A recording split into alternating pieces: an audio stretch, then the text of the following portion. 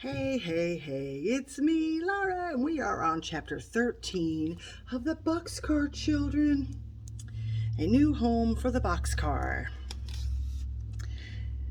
The children's grandfather wanted them to like his house. He wanted them to live with him all the time.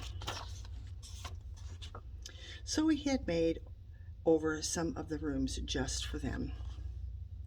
The children went with him in his car to see the house. When the car stopped in front of it, Henry cried in surprise, "Do you live here in this beautiful house?" It was a beautiful house. It was very big, with many trees and flower gardens around it. "You may live here too, if you like my house," remarked his grandfather, watching Henry's face. The house was beautiful inside too. There were flowers everywhere. There were maids everywhere. The children went up to the bedrooms. "Oh," cried Jessie, "this is Violet's room." It really was Violet's room. There were violets on the wallpaper. The bed was white with a violet cover. On the table were flowers. "What a beautiful room," cried Violet, sitting down in a soft, pretty chair. All the children shouted when they saw Benny's room. The wallpaper was blue and covered with big rabbits and dogs and bears. There was a rocking horse and a toolbox and little tables and chairs, and an engine stood on a track with cars almost as big as the little boy himself. Benny ran over to the engine. "Can I run the train all day?" he asked. He sat down on the floor by the engine. "Oh, no," said Henry. "You're going to school as soon as it begins." His grandfather laughed. "That is right, my boy. You will like school. You will learn to read." "Oh, I can read now," said Benny. In Jessie's room, they found a bed for Watch. It was on the floor by her bed. Watch got in it at once, sniffed at the pillow, turned round 3 times, and lay down. "He likes it," said Jessie. "He will sleep by me." Just then the children heard a doorbell ring. A maid came up to find Mr. Alden. "A man to see you," she said, "about the dog." Now when Jessie heard the word dog, she was frightened. She was afraid it was about Watch. "They won't take Watch away," she whispered to Henry. "No, indeed," said Henry. "We'll never give him up." Henry said, and Jessie and the other children went down with their grandfather to see the man, and Jessie was more frightened than ever. Watch did not growl at the man. He jumped up on him and with him delightedly. "You see, he was my dog," said the man, "but I sold him to a lady, and he ran away from her that very day. I have to turn him over to the lady I sold him to." "How do you know he is the same dog?" asked Mr. Alden. "Oh, he is my dog," said the man. You see, he knows me, and he has a small black spot on his foot, but someone has cut his hair on one side." Benny looked. He found the black spot on Watch's foot. "I never saw the spot before," said Henry. "I will give you what you want for the dog," said Mr. Alden. "The children love him. They want to keep him."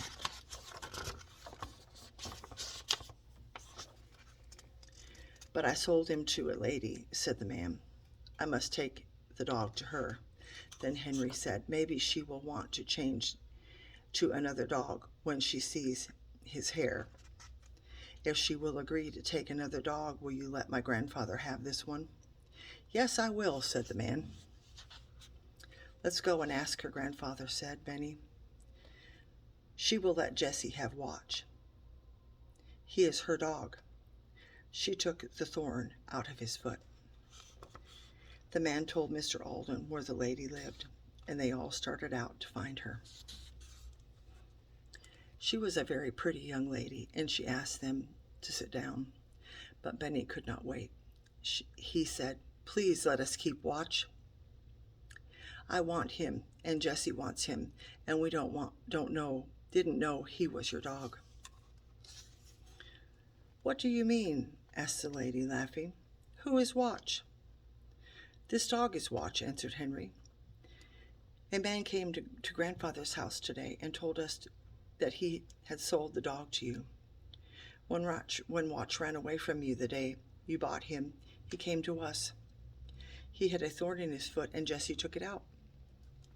Watch looked up at the lady and wagged his tail. When he looked at him, she began to laugh. "Look at his size," she said. "Who cut his hair?"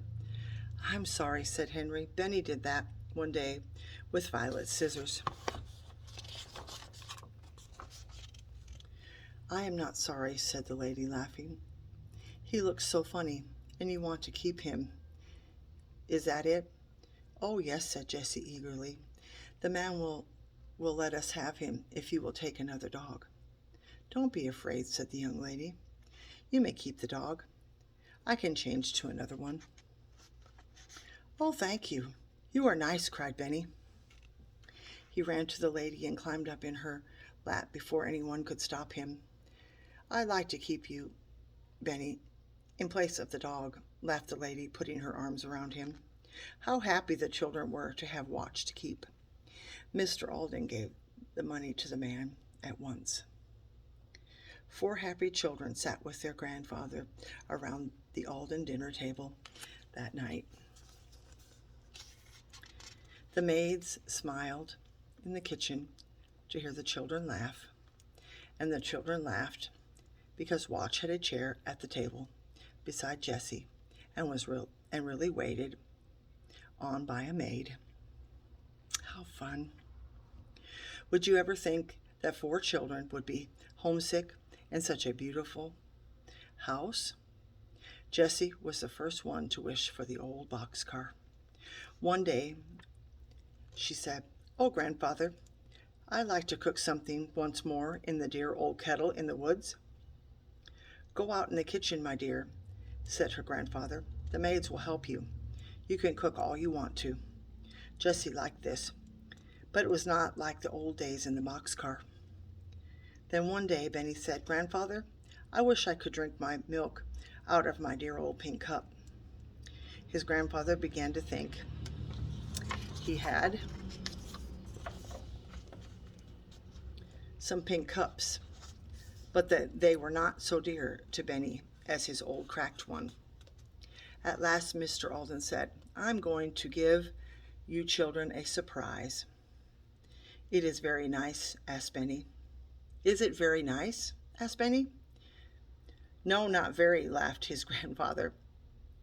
"It is not pretty at all." "When will it come?" asked Benny. "It will come today. You children must all go over to Dr. Moore's and stay until the surprise comes." "What can it be?" wondered Violet. Her grandfather laughed. "I hope you will like it," he said. "It is very heavy." The children were glad to see sweet Mrs. Moore and the kind doctor again. They stayed until Mr. Alden said the surprise was ready. Then Dr. Moore and his mother went back with them to the big car.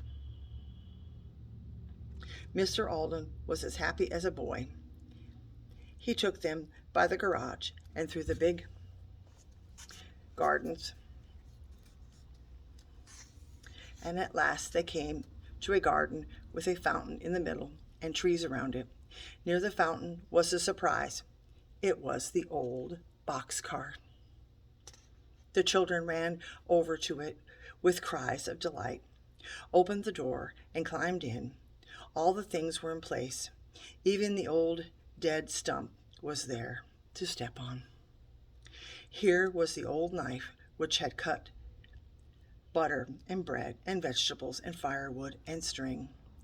Here was Benny's pink cup, and here was his bed. Here were the big kettle and the blue tablecloth. Here were the picture and the old teapot, and here was the dinner bell, which the children had made from an old tin cup. Benny hung it on a tree with a string and rang it over and over again with a spoon. Watch rolled on the floor on the car and barked and barked. Then he began to sniff at everything. He's looking for the bone he buried, laughed Benny. How they love the old boxcar, said Mrs. Moore. I like to see them so happy. Thank you for the surprise, Grandfather, said Violet. We'll never go away from you again. I hope not, my dear, said Mr. Alden. We'll all live happily ever after. And so they did. And that's the end of the book. Thank you for spending time with me.